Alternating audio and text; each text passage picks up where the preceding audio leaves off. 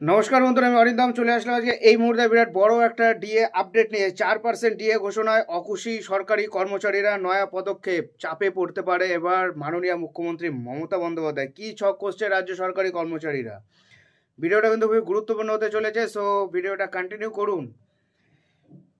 সদ্য পেশ করা বাজেটে মাত্র 4% মহার্ঘ ভাতা দেওয়ার ঘোষণা করেছে রাজ্য সরকার। আশা ছিল ডিএ ঘোষণা হবে, সেটাই হয়েছে। রাজ্য বাজেটে পশ্চিমবঙ্গ সরকারি কর্মচারীদের জন্য মহার্ঘ ভাতা তথা ডিএ বাড়ানো ঘোষণা করা হয়েছে।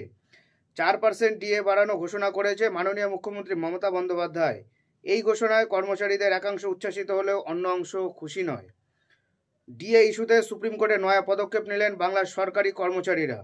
সুপ্রিম কোর্টে যে বকেয়া ডিএ মামলা চলছে তা নিয়ে শীর্ষ আদালতের রেজিস্ট্রারের কাছে ইমেল পাঠানো হলো সরকারি কর্মচারীদের তরফ থেকে। ডিএ ইস্যুতে আদালতে নতুন মেইল করা হয়েছে সেটা বলে দাবি করলেন কনফেডারেশন অফ স্টেট গভর্নমেন্ট এমপ্লয়িজের সাধারণ সম্পাদক মলয় মুখোপাধ্যায়। নিজের ফেসবুক পেজে লিখেছেন, ডিএ মামলা সত্তর শোনার জন্য মাননীয় সর্বোচ্চ আদালতের রেজিস্ট্রারের কাছে 12/2/2025 অর্থাৎ গত পরশুদিন অনুরোধ জানিয়ে মেল করা হয়।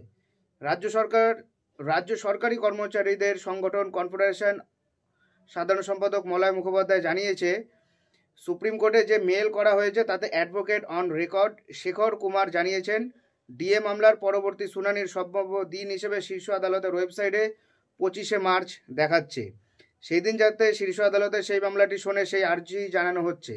গত 7ই জানুয়ারি শেষবার সুপ্রিম কোর্টে বিচারপতি ঋষিকেশ রায় এবং বিচারপতি SVN ভাট্টি ডিভিশন বেঞ্চের ডিএ মামলাটি উঠেছিল, তবে সেই মতো শীর্ষ আদালতের শুনানি পিছিয়ে গেছিল সময়ের অভাবে। মার্চে ডিএ মামলার পরবর্তী শুনানি হবে বলে সুপ্রিম কোর্টের তরফে জানানো হয়েছিল।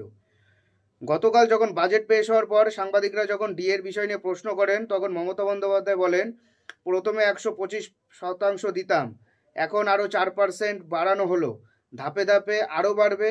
আর যারা বিরোধিতা করছে তাদের ওটাই তো কাজ, কেন্দ্রীয় সরকার কিছু না করলে তারা চুপ থাকে। 4% ডিএ বৃদ্ধির পরেও কেন্দ্র রাজ্যে ডিএর ফারাক হয়েই রইল 35%। এই প্রসঙ্গে মমতা বন্দ্যোপাধ্যায় জানান, এই ফারাক ধীরে ধীরে কমে আসবে। এদিন মুখ্যমন্ত্রী বলেন, একদিনে সবটা হয় না, আমরা সবটাই ক্লিয়ার করব, ফেজ বাই ফেজ হবে। এতগুলি প্রকল্প চালিয়ে যখন আমাদের টাকা আসবে তখন আমরা দেব। পে কমিশনের টাকা সহ এই সব ডিএ ভবিষ্যতে আরও পাবেন, আমরা টোটালটাই ক্লিয়ার করব, আমাদের সময় দিতে হবে। এটা মাননীয় মুখ্যমন্ত্রী কিন্তু বলে দিয়েছে, আমরা সবটাই দেবো, আস্তে আস্তে আস্তে আস্তে দেবো। আমরা এতগুলো ভাতা চালাচ্ছি, ভাতা চালানো বা টাকা থাকলে আমরা অবশ্যই দেব। পে কমিশনও দেওয়া হবে, ডিও দেওয়া হবে। এটা মুখ্যমন্ত্রীর নিজের কথা, আমার কথা নয়। বাট কবে ওনার সময় আসবে, কবে সেটা হলো গিয়ে কথা। ওনার সময় আস্তে আস্তে অনেকে চাকরি থেকে সেদিন রিটায়ারমেন্টও হয়ে যাবে।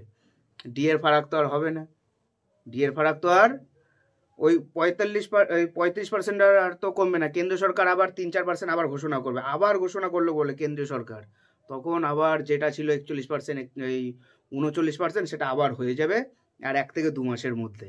এটাই হলো আজকের আপডেট। এরকম আপডেট পাওয়ার জন্য অবশ্যই চ্যানেলটা সাবস্ক্রাইব করবেন। সাবস্ক্রাইব করার সময় বেল আইকনটা অবশ্যই ক্লিক করবেন, যাতে আমি যখনই ভিডিও দিই তার ইনস্ট্যান্ট নোটিফিকেশান আপনাদের কাছে চলে আসে।